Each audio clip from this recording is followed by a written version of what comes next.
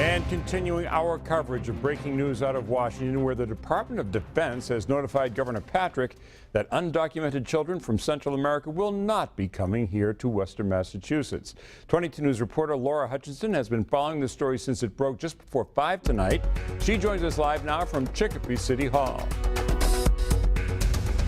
Just learned about an hour ago that it looks like unaccompanied children crossing over the nation's border into the U.S. will not be coming to Massachusetts. You may remember last month when the governor proposed welcoming those children to a base on Cape Cod and Westover Air Reserve Base here in Chicopee. We have learned tonight, just before 5 o'clock, that it looks like that will not be happening. The reason behind that is because there are fewer children crossing the border and the need simply is not there. We were live with Mayor Richard Koss at 5 and 5:30. I'll tell you what he had to say in just a minute, but first we are live tonight with Master Sergeant Andrew Biscoe from Westover Air Reserve Base in Chicopee. Master Sergeant, thank you so much for joining us tonight. I know that this has been a scramble for everyone. This happened just before news time. You actually found out from 22 News. Have you had a chance to process the information? Well, we found out about it about the same time that you did, and yes, I'm processing it right now. We learned today that the Department of Health and Human Services and DOD, Department of Defense, have chosen not to select Westover for this. And our reaction, we stand by for the nation's needs as they come about. Our base has been around for 75 years.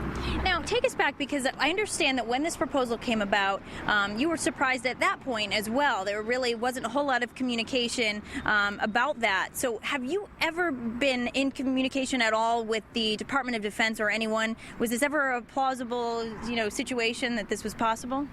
Well, we're part of a vast network of the Department of Defense, and we do our best, as they do, to keep everybody in the loop. In our business of public affairs, it's communication.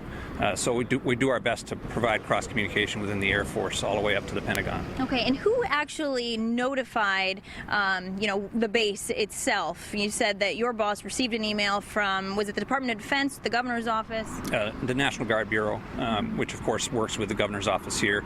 And further questions with this really do have to be referred to the governor's office. Okay, and do you think that this is possible? It could come up again?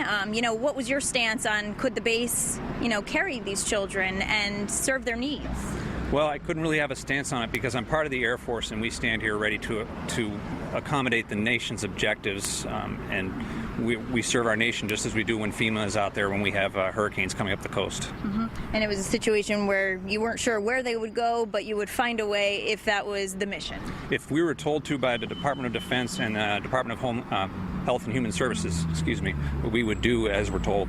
Okay, Master Sergeant Andrew Biscoe, thank you so much for joining us live tonight. It's wonderful to talk to you and hear from you on such short notice. Thank you for coming over and talking to us live. And we were live earlier at 5 and 5:30 with Mayor Richard Koss, who said he had been notified by the governor's office just before 5 as well, and he was pleased with the decision, or at least with word that this wouldn't be happening. Of course, he's been very vocal from the start that that's not something that he thought was good for Chicopee or for Massachusetts, but especially for the community that he's in charge of here. We do have response from him on our website, as well as the governor and others on our website. And 22 News reporter Eugene Cho will also have a complete look at this story tonight on 22 News at 11. So do stay with us both on air and online throughout the night on this story. Reporting live at Chicopee City Hall tonight, I'm Laura Hutchinson for 22 News.